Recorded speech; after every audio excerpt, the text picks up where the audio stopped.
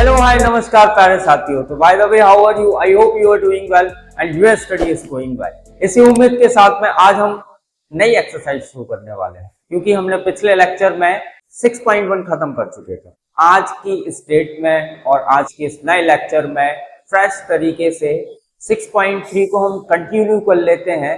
और 6.3 का बेसिकली आपको पहले क्वेश्चन में दो फिगर्स दिख रहे होंगे। दोनों फिगर मैंने बोर्ड पर बना दिए हैं। इनमें बेसिकली जो अनडिफाइंड वैल्यूज हैं वो अपन को फाइंड करनी है। आपकी इसमें क्या अनडिफाइंड वैल्यू है? ईसी का वैल्यू अनडिफाइंड है, यहाँ पर एडी का वैल्यू अनडिफाइंड है। आई होप आपने पिछला लेक्चर देखा होगा। पिछले लेक्चर में मैंने आपको शायद बेसिक प्रोपोर्शनैलिटी थ्योरम बताई थी, और शायद नहीं, पिछले लेक्चर के जस्ट पहले वाले लेक्चर में, मतलब इसके 3 लेक्चर आ चुके हैं ट्राइंगल्स के। लेक्चर नंबर 2 में मैंने शायद बेसिक प्रोपोर्शनैलिटी थ्योरम बताई थी। बेसिक प्रोपोर्शनैलिटी थ्योरम ही लगती है, तो यहां पर लिखेंगे by BPT theorem. BPT theorem, BPT theorem में आपने ये पढ़ा था कि जब किसी भी ट्राइंगल की साइड से एक कोई लाइन ऐसी पास कर जाए ताकि वो दोनों लाइनें पैरेलल हो जाए, तो उनके साइड्स पर बनने वाले जो रेशियोज हैं वो बराबर हो जाते हैं। मतलब एडी, ये AD upon BD equals to AE upon EC हो जाते हैं। एई अपॉन ईसी हो जाते हैं।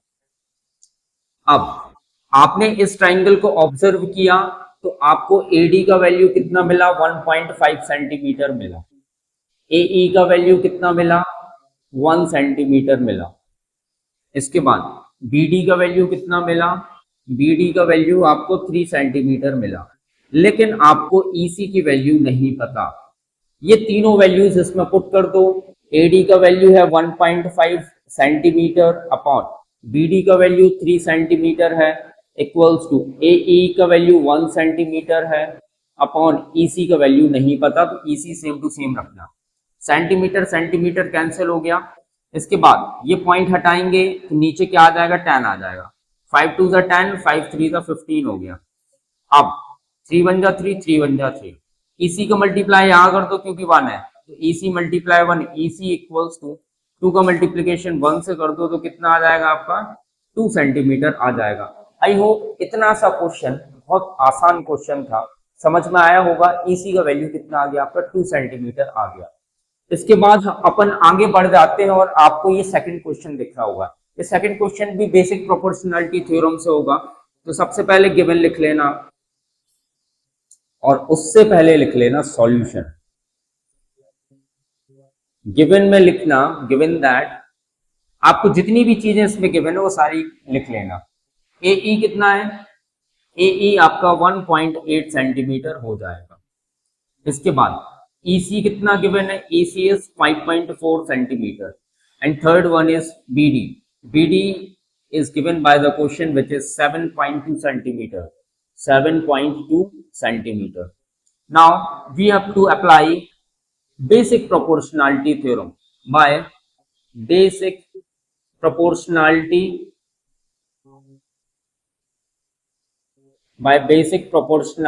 theorem. बेसिक प्रोपोर्शनैलिटी थ्योरम आपने अप्लाई किया। बेसिक प्रोपोर्शनैलिटी थ्योरम मैंने अभी अभी बताया।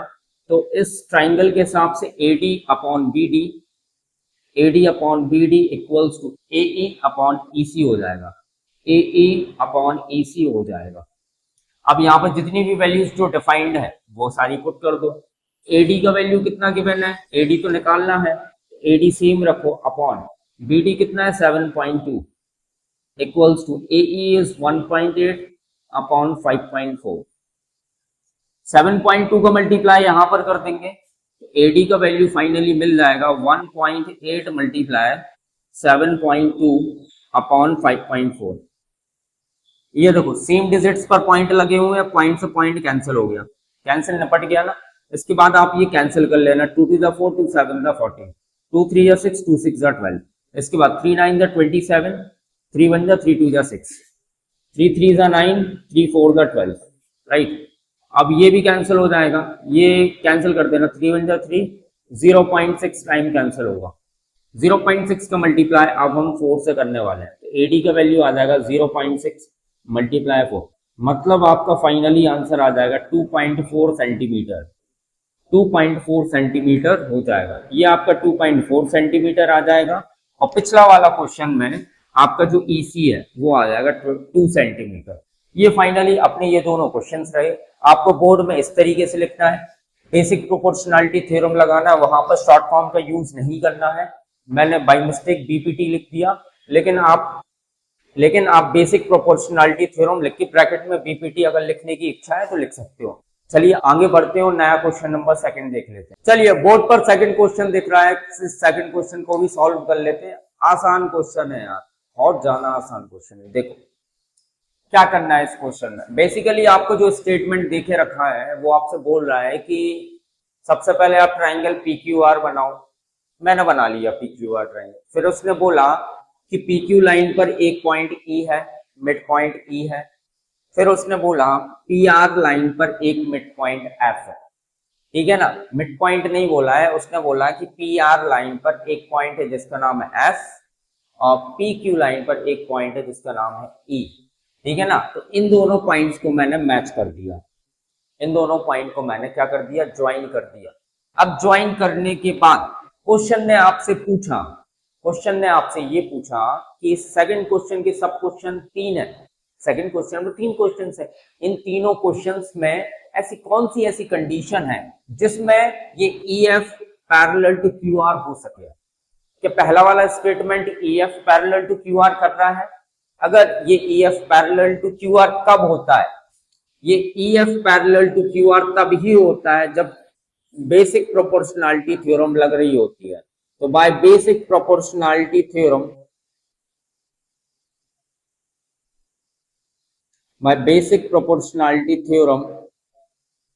बेसिक प्रोपोर्शनलिटी थ्योरम बोलती है कि आपका EF और QR पैरेलल कब हो सकता है, जब आपका PE upon EQ equals to PF upon FR होता है, PF अपॉन FR होता है। तो इन दोनों के रेशियोज देख लेते हैं, अगर बराबर आ रहा है तो पैरेलल है, अगर नहीं आ रहा है तो नहीं है पैरेलल। आपको PE का वैल्यू कितना देके रखा है, 3.9, EQ का कितना है 3 है, इक्वल्स टू PF का कितना है 3.6, FR का कितना है 2.4 है। अब देखो कैंसिल करते हैं, 3 बन जा 3 बन जा पॉइंट, 3 3 जा 9, 1.3 आया। ये देखो सेम डिजिट्स के बाद पॉइंट लगे, रिमूव हो गए। 12 2 जा 24, 12 3 जा 36, 3/2 आया। 3/2 को डिवाइड करके देखोगे आप कितना आएगा, 2 बन जा 2, माइनस करोगे 1 आएगा, पॉइंट लगाओगे 0, 5 आएगा, 2 5 जा 10, मतलब कितना देखने को मिला 1 पॉइंट, डिवाइड करोगे 1.5 आ गया। इसका मतलब 1.3 डज नॉट इक्वल्स टू 1.5। तो आप मेरे को बताओ, ये मेरे को बता दो कि EF जो है वो QR के पैरेलल होगा क्या, नहीं होगा। इसीलिए नहीं होगा क्योंकि ये बेसिक प्रोपोर्शनलिटी थ्योरम को फॉलो ही नहीं कर रहा है, क्योंकि LHS not equals to RHS आ गया। अगर LHS not equals to RHS अगर आ जाएगा, इसका मतलब बच्चों ये हो जाएगा EF not parallel to QR। लिख देना लास्ट में, then EF not parallel to क्या, QR। या फिर ऐसे भी लिख सकते हो EF not parallel to QR। समझ में आया, ये आपका आंसर हो जाएगा। ये देख लो इस तरीके से मैंने किया है। अब हम आगे बढ़ जाते हैं, दूसरा क्वेश्चन देख लेते हैं। चलिए बोर्ड पर सेकंड क्वेश्चन दिख रहा है, इसको भी सॉल्व कर लेते हैं। ये देखो आसान है। इस क्वेश्चन में क्या करना है, आपको ये सारी चारों वैल्यू दी गई है, इसमें भी यही बताना है कि EF जो है वो QR के पैरेलल है कि नहीं है। हमें ये चेक करने के लिए बेसिक प्रोपोर्शनलिटी थ्योरम लगाना पड़ेगा। तो लिखेंगे by basic proportionality theorem, by basic proportionality theorem, ये तो लिखना ही है भैया, बेसिक प्रोपोर्शनलिटी थ्योरम। इसके बाद आप इनके जो रेशियोज है ना, जो होता है स्टेटमेंट BPT का, वो लिख लेना। BPT का स्टेटमेंट बोलता है कि ऊपर वाला साइड का आधा वाला पार्ट और नीचे वाला EQ equals to PF upon FR होता है, PF अपॉन FR होता है। चाहे एफ आर को एफ आर लिखो, चाहे आर एफ लिखो, चाहे पी एफ को पी एफ लिखो, चाहे एफ पी लिखो, बात बराबर है। लेंथ चाहे पीछे साइड से काउंट करो, चाहे आगे साइड से काउंट करो, बात बराबर है। पीई का वैल्यू कितना है, 4 है, पुट कर दिया। ई क्यू का कितना है, ई क्यू मतलब क्यूई मतलब 4.5। पी एफ कितना है आपका, 8 है। एफ आर कितना है, 9 है। क्लियर है। अब इनको देख लो भैया कैलकुलेट करके, ये देखो पॉइंट रिमूव किया, ऊपर लग गया 10। इसमें कोई पॉइंट वॉइंट नहीं लगेगा ना, कैंसिल हो रहा है। इसको कैंसिल करो, 5 9 का 45, 5 2 का 10, मतलब कितना आ गया, 8/9 आ गया। ऊपर 4 2 का 8/9 इक्वल्स टू 8/9। इसमें बेसिक प्रोपोर्शनलिटी थ्योरम का जो कंडीशन है वो अप्लाई हो गया, LHS इक्वल्स टू RHS हो गया। इसका मतलब बच्चों ये हो जाएगा, इसका मतलब ये हो जाएगा कि यस लिखना, yes yes EF parallel to EF parallel to QR means EF parallel to QR। समझ में आया? ऐसे सॉल्व कर लेना, आंसर आ जाएगा। इसके बाद तीसरा क्वेश्चन आई होप आप लोगों को बन जाएगा। अब हमें शायद आगे बढ़ना चाहिए और थर्ड क्वेश्चन कर लेते हैं। चलिए थर्ड क्वेश्चन कर लेते हैं, और इस लेक्चर का ये तीसरा क्वेश्चन है, but most important question, most important. अगर नोट्स बना रहे हो तो VVIP क्वेश्चन लिख लो नोटबुक में। ये वाला क्वेश्चन देखो, बेसिकली इस क्वेश्चन में आपसे क्या पूछा जा रहा है, ये डायग्राम, इस क्वेश्चन का कंफ्यूज मत होना। जो सेकंड वाला आपका क्वेश्चन था, सेकंड क्वेश्चन का ये डायग्राम नहीं था एनसीईआरटी में, ये तीसरे क्वेश्चन का डायग्राम था, जिसमें L था, C था, B था, M था, N था, ये सारी चीजें रखी हुई थी। ठीक है, डायग्राम बना लिया मैंने। डायग्राम बनाने के बाद आपको ये प्रूफ करना है, बट आपको गिवन ये दिया गया है कि जो LM है ना आपका, LM CV के पैरेलल है। ऑब्जर्व कर लो डायग्राम से, LM जो है CV के पैरेलल है, और इसमें जो LN है वो किसके पैरेलल है, DC के पैरेलल है। इसमें भी कौन सा वाला थ्योरम लगना है, बेसिक प्रोपोर्शनलिटी थ्योरम लगना है। लेकिन बेसिक प्रोपोर्शनलिटी थ्योरम का दूसरा वाला वे लगना है, दूसरा वाला वे। दूसरा वे क्या होता है, सबसे पहले ये समझ लो यार, दूसरा वे ही समझ लेते हैं क्या होता है। बेसिक प्रोपोर्शनलिटी थ्योरम में बेसिकली ये जब पैरेलल लाइंस हो जाती हैं, ये वाली जब पैरेलल लाइंस हो जाती है, जैसे मैंने ट्राइंगल लिया एबीसी ट्राइंगल लिया, यहाँ पर PQ रख लो, ये PQ है। जैसे आपका यहाँ पर 1 है, यहाँ पर 1 है, यहाँ पर 1 है, यहाँ पर 1 है। बेसिकली अपन ये चेक कर ले रहे हैं कि इसमें बेसिक प्रोपोर्शनलिटी थ्योरम लग जाएगी कि नहीं लगेगी। तो बेसिक प्रोपोर्शनलिटी थ्योरम होती है AP/PB इक्वल्स टू AQ/QC। देखो AP1, PB1, AQ भी 1 और QC भी 1, मतलब ओवरऑल 1 इक्वल्स टू 1 आ गया। इसका मतलब 1 इक्वल्स टू 1 आ गया, LHS इक्वल्स टू RHS आ गया। इसका मतलब ये हो गया इसमें बेसिक प्रोपोर्शनलिटी थ्योरम लग रही है ना। अब दूसरा कंडीशन देख लो। दूसरे कंडीशन में अभी हमने रेशियो AP/PB लिया, ठीक है ना। अगर हम अगर हम ये AP पूरा AB ले लें, पूरा AB ले लें इक्वल्स टू AQ पूरा AC ले लें, पूरा AC ले लें, ये पूरा AC ले लें, क्या इस कंडीशन में LHS इक्वल्स टू RHS आएगा? चेक कर लेते हैं। AP का वैल्यू 1 है। AB बेसिकली जो आपका AB है वो दो चीजों से मिलके बन रहा है। AB टोटल आपका AP प्लस PV से मिलके बन रहा है, AP प्लस PV से मिलके बन रहा है। AP आपका 1 है, PV भी आपका 1 है, मतलब 2 है। AP आपका 1 आ गया, AB कितना आ गया, AB की वैल्यू 2 आ गई इक्वल्स टू AQ का वैल्यू भी कितना है, 1 है। और यहां पर अगर AC निकालोगे ना तो AC टोटल 1 प्लस 1 2 बन जाएगा। इस कंडीशन में भी दोनों क्या आ गए, रेशियो बराबर आए। मतलब बेसिक प्रोपोर्शनलिटी थ्योरम का ये भी फॉर्म होता है और ये वाला भी फॉर्म होता है। समझ में आया? तो बेसिकली इस क्वेश्चन में हम ये वाला फॉर्म लगाने वाले हैं। कौन सा वाला फॉर्म लगाने वाले हैं? ये वाला फॉर्म लगाने वाले हैं। चलो देखो, ये वाला फॉर्म लगा लेते हैं फिर अपन, क्योंकि क्वेश्चन की शुरुआत अगर मैं सीधा डायरेक्टली अगर आपको ऐसे बताता ना दूसरा वाला फॉर्म तो समझ में नहीं आता, इसलिए मुझे एक्सप्लेन सही से करना पड़ा। देखो सबसे पहले यहाँ पर बेसिकली आपको दो ट्राइंगल्स दिख रहे होंगे, पहला ऊपर वाला, दूसरा यहाँ वाला। तो अपन पहले वाला ABC ट्राइंगल देखेंगे, तो लिखना पड़ेगा आपको इन ट्राइंगल ABC, इस एबीसी ट्राइंगल में अपन बीपीटी थ्योरम लगाने वाले हैं। अब मैं सीधा बीपीटी लिखने वाला हूं, बीपीटी थ्योरम। आप इसमें बीपीटी थ्योरम लगाओगे तो आपको क्या देखने को मिलेगा, A M upon A B, A M upon A B, A M upon A B equals to, इस ट्राइंगल का दूसरा वाला साइड ये वाला है, क्योंकि ये वाली साइड और ये वाली साइड तो पैरेलल जा रही है, पैरेलल जा रही है तो टू पार्ट्स में कट कर रही है, यहां पर भी कट करेगी तो ए एल अपॉन पूरा ए सी हो जाएगा, ए एल अपॉन ए सी हो जाएगा। समझ में आया इतना? ये आपकी हो जाएगी पहली इक्वेशन। अब ऐसे ही आप नीचे वाला ट्राइंगल ले लेना, कौन सा, एडीसी ट्राइंगल ले लेना, in triangle ADC, in triangle ADC.